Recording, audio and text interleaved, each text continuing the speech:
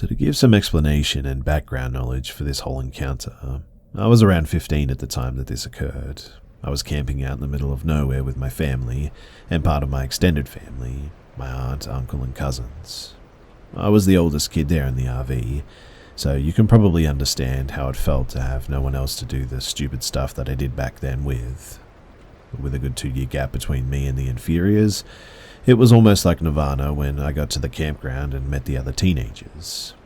These were all people that we knew fairly well from previous camping trips, so it was considered normal to hit it off with them from the start and act like that we'd known each other from like forever within the hour. And with that out of the way, now to the story. So my parents trusted me a lot, and not a lie as well. And while I liked my fun, I also liked getting home in time for dinner equally as much. So when I was gone most of the day with other people from the camp, they didn't think too much about it. The only rule was that I had to be back at the RV to eat dinner, and before 8:30 in the evening.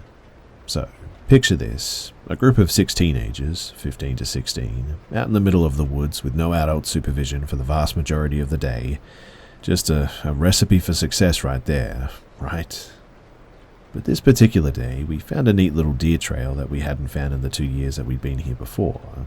On second thought though, it didn't really seem like a deer trail, I guess. It sort of snaked through a really thick part of the underbrush, maybe a foot or 30 centimeters of clear ground, 3.5 feet or 1 meter clear of branches going upwards.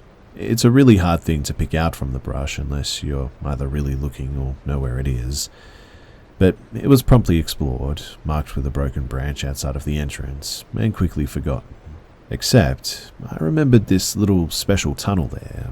That night, while we were all eating dinner, one of the adults proposed that we played manhunt out in the woods, at night. Not everyone was totally on board with this idea, but in the grand scheme of the plan, they were squashed down like autumn leaves. Everyone got a flashlight, and everyone was assigned to a team. For those of you who aren't sure what manhunt is, here's a brief explanation. So everyone playing is given a flashlight, and they're divided into 2 groups. It's basically like glorified flash tag, but there's a catch, you see. As you catch people, you have to correctly identify who they are, and if you can, they join forces with the hunters. The last man standing gets a candy bar or something, or whatever is being offered as a prize. This is how we played it. So, for the first round, I get lumped with the runners, those who are getting chased by the hunters. We get a 5-minute head start to run, climb a tree, whatever we want, to evade the hunters. Usually I'm the one up the tree, but that never really worked out as being the winning spot, so to try and score a win for once, I decided to play the cat and use one surefire method of escape. And the hiding spot was that rude little path through the thicket. It took most of the head start time to find the thing, because it was so well hidden and out of the way. As I passed hiding spots, I heard hushed, smothered whispering between siblings who were questioning my actions, like a bird's wings rustling when it's fluffing itself. It should be noted that I have bat hearing. My ears are possibly my greatest asset in the game. But when I'm just reaching the destination, I hear the short blast of the air horn announcing that the 5 minutes are up. I swan dove into this minute little path in the undergrowth, shuffling on my hands and knees until I'm about halfway in, crouching down like some huge malformed quail.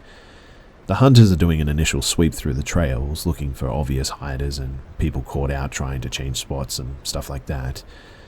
But when they finally reach me, they reach the dead end and go straight back. I try to readjust myself and crawl further down the tunnel, and I honestly don't know how it happened, but I found an even more hidden path within that one. And accidentally, I dragged my stupid body down the rabbit hole. Except, instead of ending in a dead end, this one ended in a sort of slight hollow. I don't ever want to describe exactly what I found there, but I'm sorry, I just can't.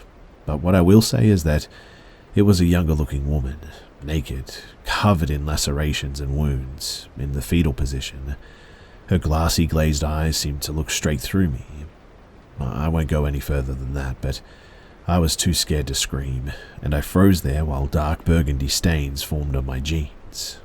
I froze there in a pseudo-catatonic position like a marble carving for what felt like hours. And then I heard someone else coming along that path. have you ever been so scared that for one moment, one insane moment, you truly consider something incredibly stupid as a viable option to escape? That was one of those times. I let out a short, trembling whimper and started moving. Whoever was on that path, they stopped, and then eagerly started moving forward again. I could hear their panting, uneven breaths of a man, a horrible marker of whoever was getting closer and closer to me by the second. And, by some wondrous, beautiful miracle, he missed the path leading to the brushy hollow. I heard him moving down past the entrance, dragging something clunky and awkward behind him. I heard clinking noises and the occasional effort to silence the small, sharp noises. I heard a low curse, somewhere towards the end of the tunnel, and I blasted out of the undergrowth tunnel like a bullet, forcing its way out of a barrel. Cracks, crashes, and obnoxious rustling all around me as I heard the man sharply intake a breath and begin to move towards me. The hoarse, deep panting was getting closer and closer to me, a testament to how I was too slow at exiting. Somehow, I exploded out of the entrance, got onto my wobbly, half-asleep legs, and started booking it down the trail. The unknown pursuer was close behind me for a bit, but it seemed like he was too exhausted to chase me at the same speed for long. I know everyone loves to rip on the fact that people always trip in horror movies, but in all honesty, tripping is something that I am amazed I didn't do that day.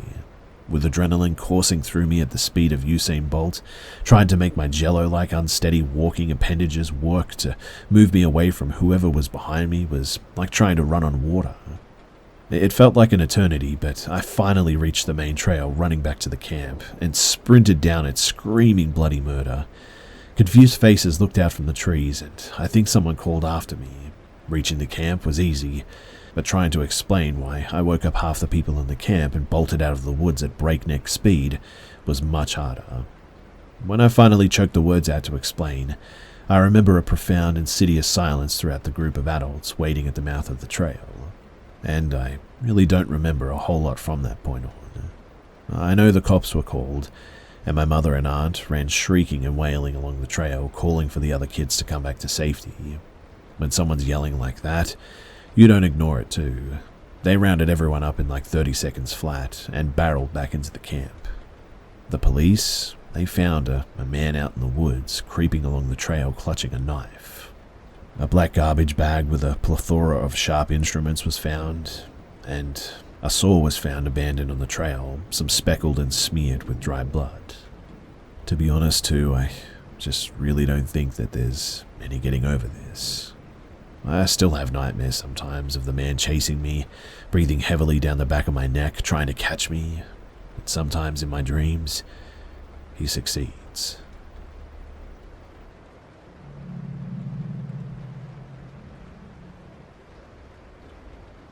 Years ago, my dad and my grandpa went hunting together in northern Canada. They were overtaken by a sudden blizzard while out in the woods, and they couldn't see anything at all, but decided to try heading back to their cabin. Somehow, they ended up walking across a frozen river, and my dad fell through the ice. My grandpa got him out, but hypothermia had set in. It was getting dark, so my grandpa dragged my dad's body through the snow, not wanting to leave his body for scavengers. At around midnight, my mum woke up suddenly with a strong feeling that she had to call her mother-in-law. Just as she reached for the phone, it rang. It was my grandma, who had also woken from a deep sleep with a strong feeling that she had to call my mum. They kept each other company throughout the night on the phone, finally laying down to sleep, each of them on their kitchen floor beside the receiver. By that point, my grandpa had given up trying to find the cabin, so he built a fire on some dead wood. Then he laid some green spruce branches on top of the coals and climbed up on them. Laying there looking out at his son's body, he thought that he saw his stomach move, and then it moved again. So he quickly grabbed my dad's seemingly frozen body and laid it on the hot spruce. Then he laid on top of him, and when morning came, they saw that they were actually only about 3 meters from the cabin, and my dad had regained consciousness. At about that time, too, both my mum and my grandma got a strong feeling that everything was all right. So they hung up their phones, and at about noon, the RCMP brought them home, and my mum, for whatever reason, was not too concerned. It's like she knew something bad had happened, but she also knew that it was going to be all right, and that was all that she needed to know. This story is still something that all of my family members still swear by. I have no idea how to explain it or what it was, but it's something that we often talk about.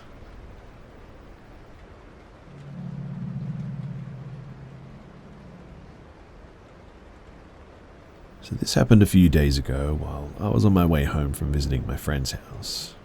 I was driving on a back road late at night in my Tesla Model 3 while it was on auto drive.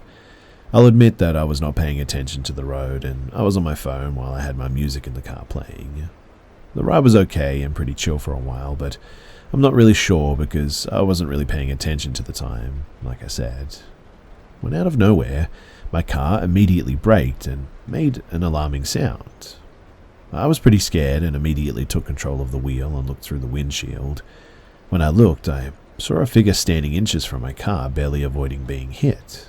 My heart was racing from the impact and now seeing what I could only assume to be a person. They didn't even flinch though from the sight of almost being hit. I looked at them for a good 10 seconds before I put my car in park and turned on the megaphone to ask them if they're okay. They didn't respond and proceeded to walk near my window. I locked my doors while they were approaching because I was terrified. They asked me if I could roll the window down to speak to them, but I refused and told them that I could hear them from the other side. I then asked why they were out here all alone in the cold, and they told me that their car had broken down and that they were hoping somebody would stop to help them. As they were talking, I got a good look at their face, and they appeared to be somewhere between the ages of 25 to 30. They also asked me my name, and I told them, and they said that their name was Ashton. After that initial small talk, I told them that I would be calling someone to come and assist them with their situation. And they were not happy with that, and insisted that I drop them off to a friend's house who lived nearby. That's when I became really freaked out and obviously suspicious. They had told me that they were waiting for someone, and now they needed to be dropped off. It just didn't make sense. I then put my car into drive and told them again, from the window since the megaphone is not available in park, that I would call someone to come and help them. But then, they tried to reach for the door handle, but I guess that they forgot that Tesla handles are embedded into the car. But when they did that, I immediately stepped on the pedal and went flying down the road. I didn't even look into my rearview mirror or put the car back into autopilot. The whole ride back, I was just completely terrified. I did get back onto the main road where I would hope to see cars, and I just floored it home after that. I couldn't get my mind off of it for the rest of the night though, and obviously I have my suspicions that the guy wasn't alone and that there were other people with them. I pray that they didn't get somebody else who wasn't as lucky as me, and I will never in my life stop to help some random person ever again.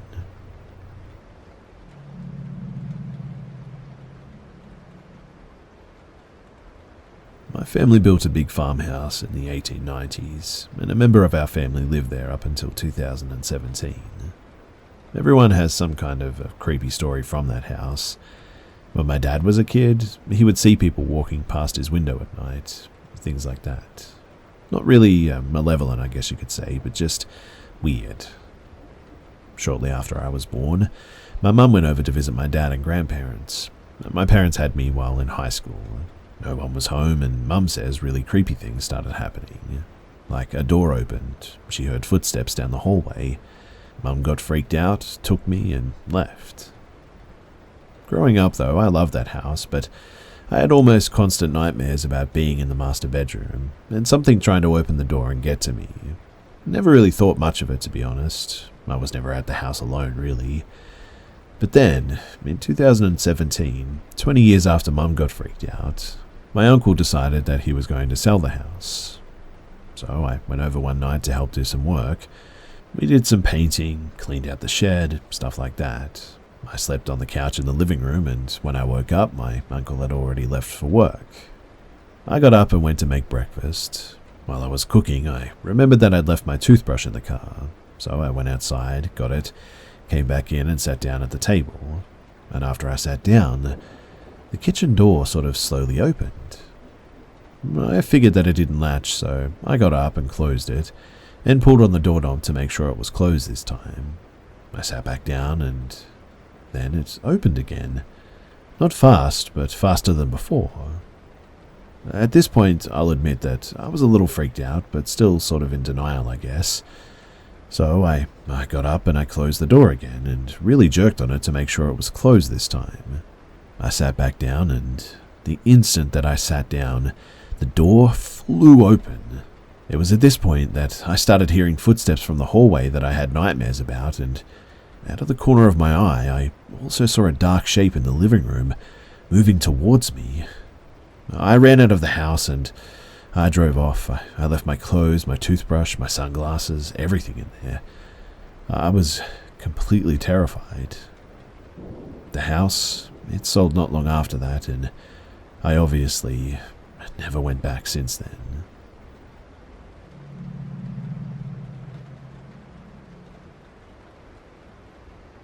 So, I know that this is going to sound totally crazy, and I know that I'm bound to get a ton of puns and jokes from this, but has anyone else seen black-eyed children come from their closets as kids?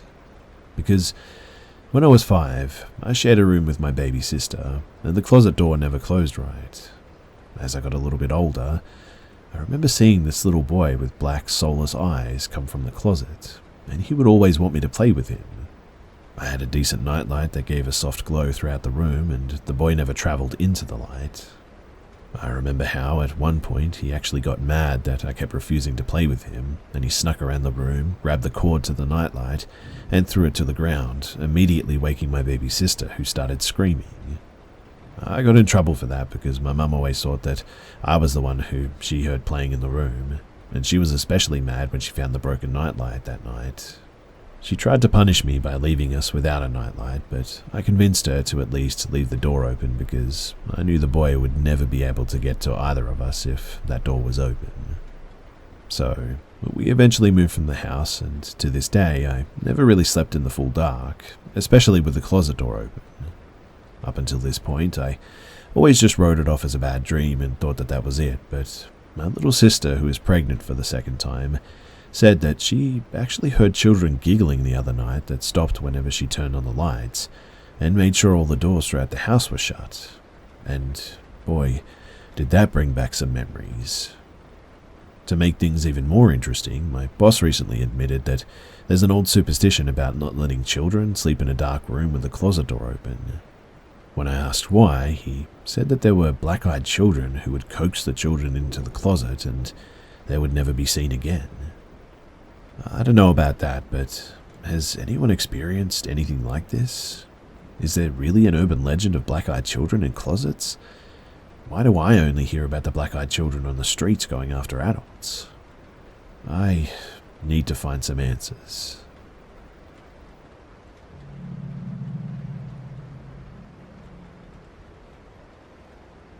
When I was in 7th or 8th grade thereabouts, our school did an early summer trip where they took 10 kids who signed up, and 4 adult chaperones, to keep them wrangled, up into Frederick Sound in Alaska for 3 weeks total.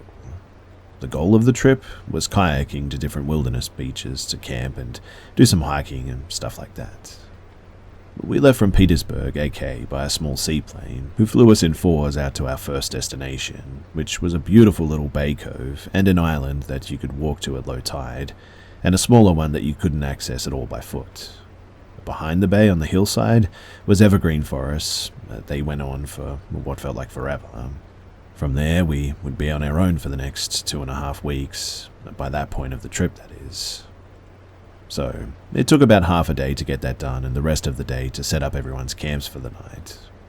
The first unusual thing that we saw when we arrived there was back in the tree line from the beach was old and wooden ship parts. You could find ropes and pulleys thicker than our arms, old rutted pieces of carved planks and railings, and, most interesting of all, a helm and its deck attachment. All of these things were half buried in dirt, strewn across the tree line, above the shore and in a dire state of decay. But no sign of any other part of the ship, and to this day I don't know if it had been wrecked on the shore a long time ago, or if it had been wrecked at sea and chucked up onto the beach during storms. But it was eerily fascinating to all of us kids, and brought up many wild ideas to be told at the campfire that night. After all the others went back to their tents, a girl that I had been having a thing with over the school year and I stayed by the fire to talk and flirt. Perfect night and setting for it too. We listened to some humpback whales singing out in the bay, heard some wolves in between old hoots from out in the very dark wilderness, and we had a starry night sky that looked like it was out of a dream, with a big white moon letting a bright bluish light in between the thin trees on the shore. Both of us were finally getting tired around what must have been about 1 or 2 in the morning, and we ran out of easily found wood to chuck onto the dying fire, so we headed back to our respective tents. The tents were set up in the first line of trees in a line running from the beach into the woods. The girls' 2 tents were right against the sand. The chaperones' tents was a couple of yards away from that, and us boys' 2 tents were another couple of yards from that. We were the furthest into the woods. The moonlight made it easy for me to find my way back to my tent, but once I entered the tent, I didn't see where my new friend Alex was sleeping, and I accidentally woke him up by stepping on him. Now, Alex and I had just become friends on that trip. We knew each other from some classes and in the hallways and whatnot. And while we always were friendly with each other, we definitely came from different social groups and we didn't hang out before this trip. He was an athlete and a popular kid, and I was a skater and a band kid, but we both loved the outdoors, so that in this particular moment told me neither of us were having a go at each other over what I'm about to explain, but we had no reason to prank each other, so to speak, is what I'm getting at. "Hey man, what are you doing back so late?" he asked, and I was grinning and said, I was still at the fire with Lisa." He immediately sat up and wanted to hear more, but we were quietly giggling about girls and teenage boy stuff when the woods outside just suddenly went dead silent. The kind of silence that gives you a bit of a sick feeling in your chest and throat and a weight in your stomach. And the back of my neck feels hot like a survival instinct telling you that you're not alone out there in the wild. We both noticed it too, and we also fell silent. The only sound that we could still hear besides the distant roll of waves was inside of our tent. It was our other tent mate Sam, been there the whole time and was still snoring away like a chainsaw. Funny, right? Except we were more worried as to why things had gone so silent outside. We felt uneasy about it and decided to listen for a minute. And that was when we heard it. Now, the side of our tent with the door was facing toward the other tents and the shore. This noise came from the opposite side, the wood side. I kid you not, too. It sounded like a bunch of, and I know this sounds weird, but monks meditating and harmonizing on the word Om, but without saying the M, and continued in a really prolonged drone. It moved from out of the forest coming towards our tent. It had started softly and far away and rather quickly, but steadily became louder, which is how we realized it was moving closer. It genuinely sounded human, but there was no pausing for breaths or shift in tones for any known reason. Suddenly, the noise was just right outside of the tent, and that's when we noticed even Sam had stopped snoring. He, as far as my knowledge, was still asleep, but this silence was making the noise more intense, and it circled us once. No wavering or swaying of the noise, it just circled seemingly suspended in the air, just feet away outside of our tent, at what I can only describe as a humanish height off the ground.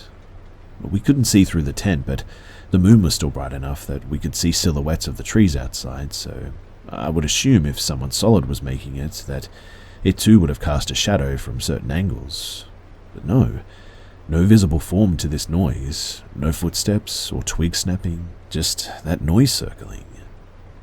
At this point, Alex and I's hearts were pounding in our throats, and we had looks of terror on our faces. We just kept silent and still and listened. After it made its circle around our tent, we heard it move on over to the other boys' tent and do the same. Then down to the chaperones' tent. It circled theirs, but sounded more faint due to the distance. Then it continued on to the girls' tent, where we could just barely hear it over the sound of the ocean, but sure enough, it sounded like it stayed there for a minute, based on current context, most likely circling.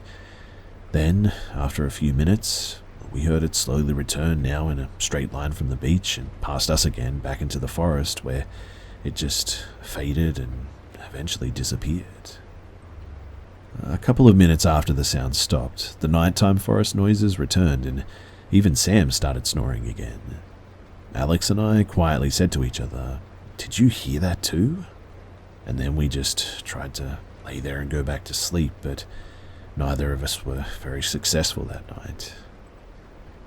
The next morning, we went outside and checked all around the campsite, and we couldn't find any sort of tracks or anything different from the previous night. Nothing, in fact. We asked if anyone else in the group had been awake and heard anything weird, and the response was all no's. We didn't go any further into it with any of the others because we didn't want to seem weird, but Alex and I know that we experienced something really weird together. After the trip was over, he and I went back to not really hanging out, but we definitely, when we would see each other, would exchange looks of solidarity as to what happened, did really happen, and we both looked at each other differently now, because of it, I suppose. I still have no idea what that was. I know that this is a really strange and weird experience, but I'm wondering, do any of you guys have any idea as to what this could be?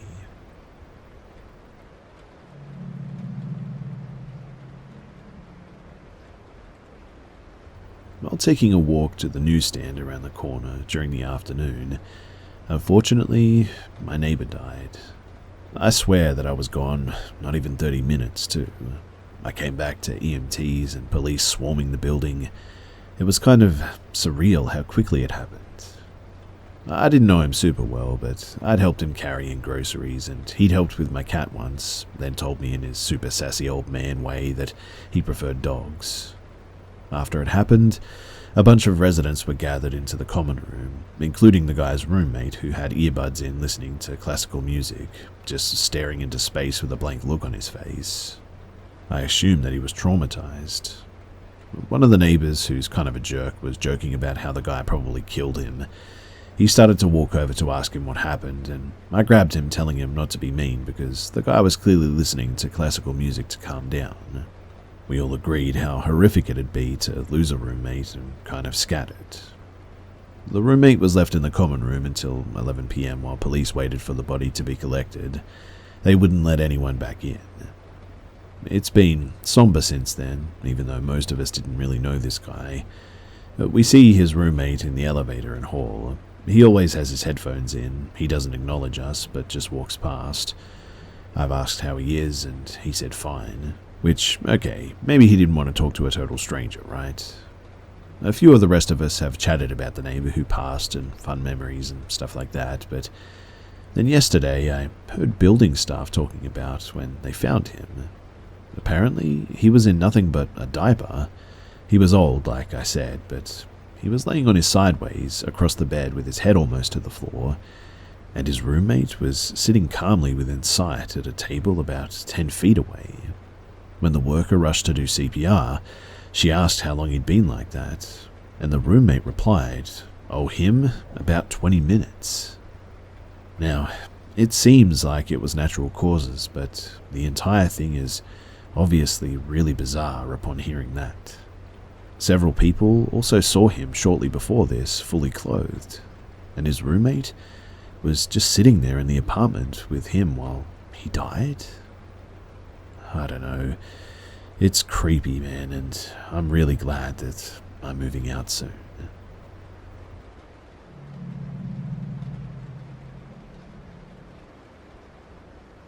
So this morning at around 5 a.m, I woke up to my boyfriend nudging me in the back, trying to wake me up. I remembered him sort of seeming panicked, but don't remember what he was saying, and we ended up just going back to sleep. We hadn't really talked about what had happened because we were at work and uni, but he just told me about it.